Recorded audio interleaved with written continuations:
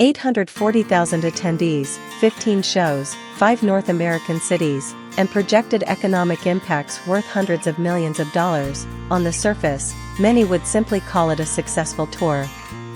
But for BTS, the story of ARIRANG goes far beyond sold-out stadiums or deafening fan chants echoing through the night.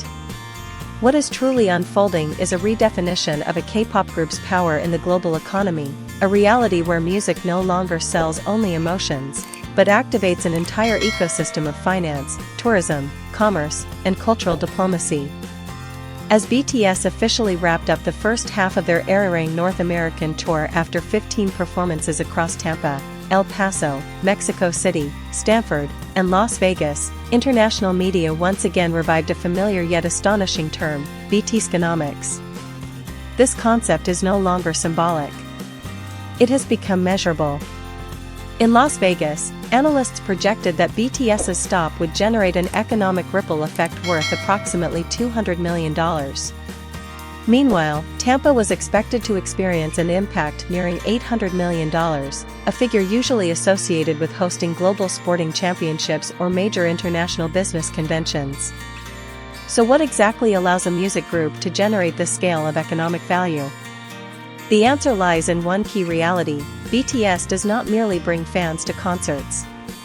They activate an ecosystem of movement. A BTS concert means packed hotels, increased airline demand, overcrowded restaurants, adjusted transportation systems, and booming retail sales ranging from souvenirs and beauty products to fashion and local cafes. An army traveling from another state, or another country, is not simply purchasing a concert ticket. They are spending money on an entire lifestyle experience built around the event. That is why ARIRANG is not just a 3-hour performance.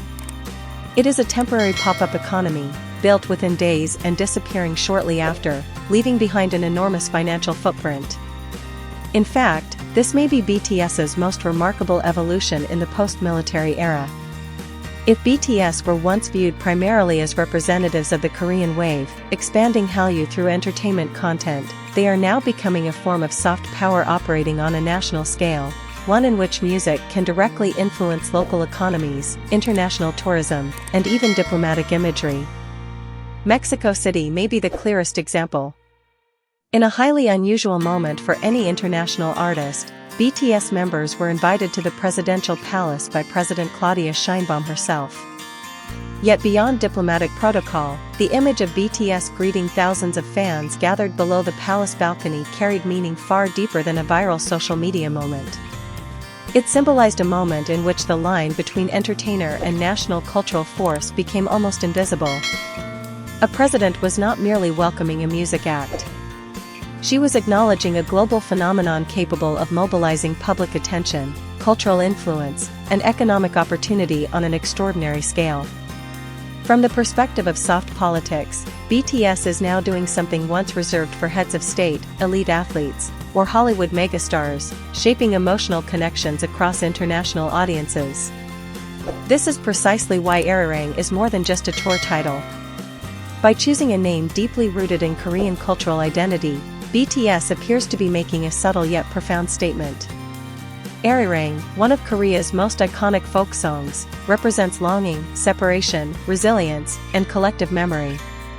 By placing that name on a global stadium tour, BTS seems to be declaring something powerful: K-pop does not need to become westernized in order to become global.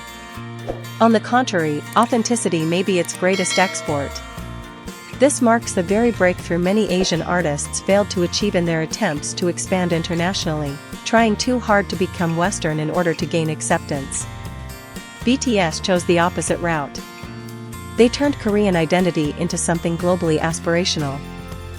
That may explain why 840,000 attendees across 5 cities represent more than ticket buyers. They are participants in a worldwide cultural ritual where music, fandom, national identity, and collective experience merge into one. And yet, North America is only the beginning. On June 12 to 13, BTS will continue ARIRANG at Busan Asiad Main Stadium before launching the European leg of the tour in Madrid on June 26. At this point, the question is no longer whether BTS will sell out stadiums or break revenue records. The real question is, Which economy will they activate next? Because in the era of BTS, a concert is no longer just music.